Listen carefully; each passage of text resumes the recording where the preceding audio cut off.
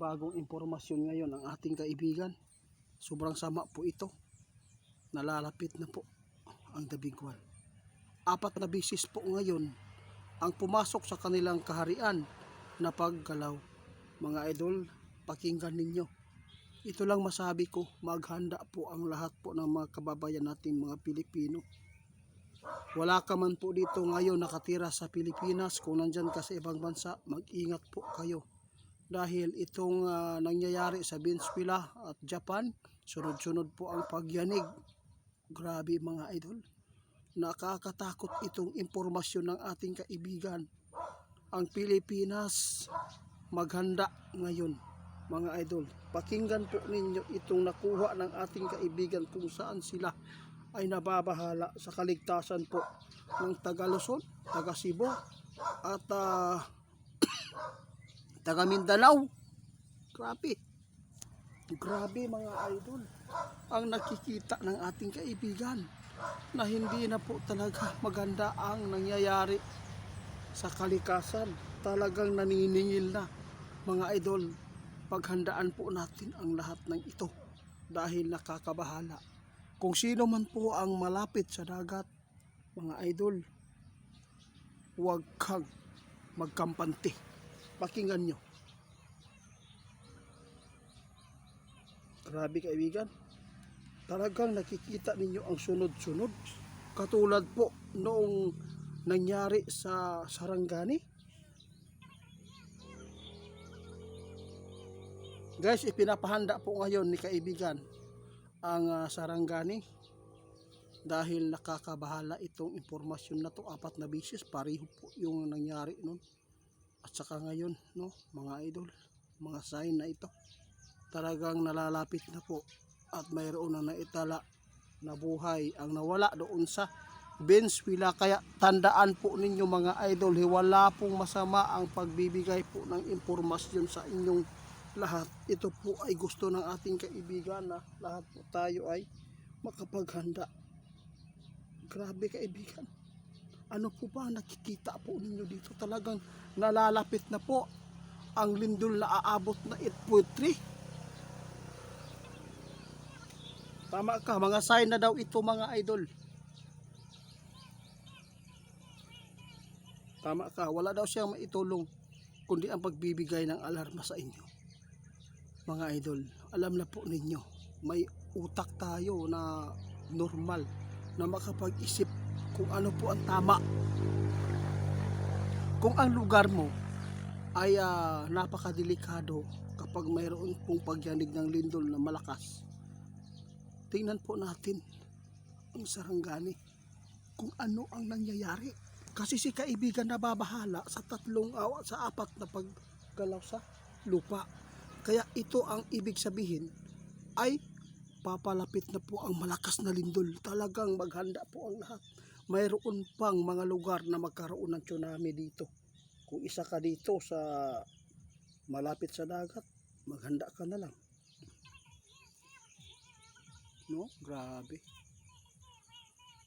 Ipinapahanda po tayong lahat ng mga Pilipino.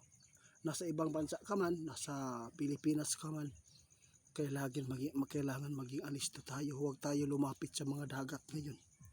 Dahil si kaibigan nababahala mga idol. Talagang nababahala talaga sila sa paggalaw po sa ilalim ng lupa na 4 na bisis.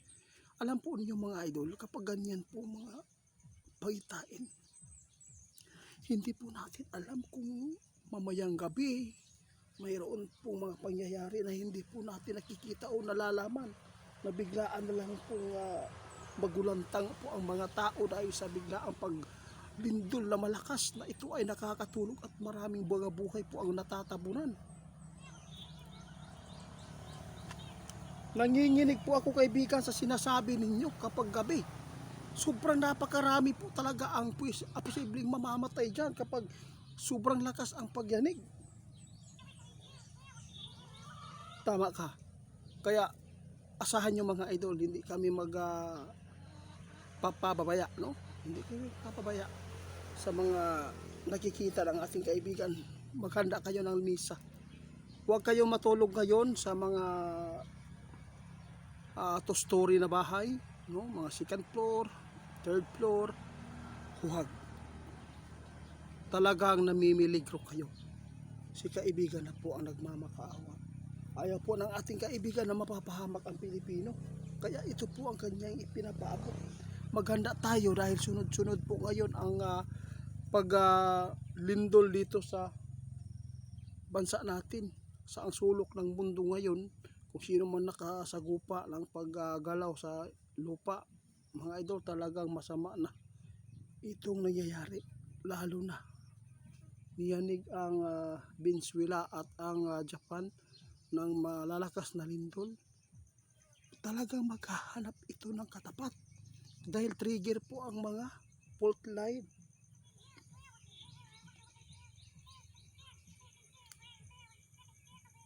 Tama ka, wala kami magawa kung hindi niyo mapanood ito mga, kung hindi niyo panoorin.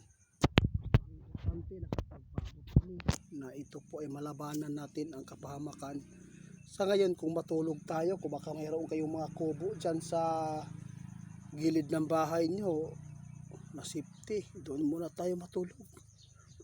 Kung konkreto ang bahay mo, kasi ang konkretong bahay mga ito, talagang nakakilabot ang mga wall pag malapit ka sa dagat. Talaga sobrang napakadelikado po ang mangyayari.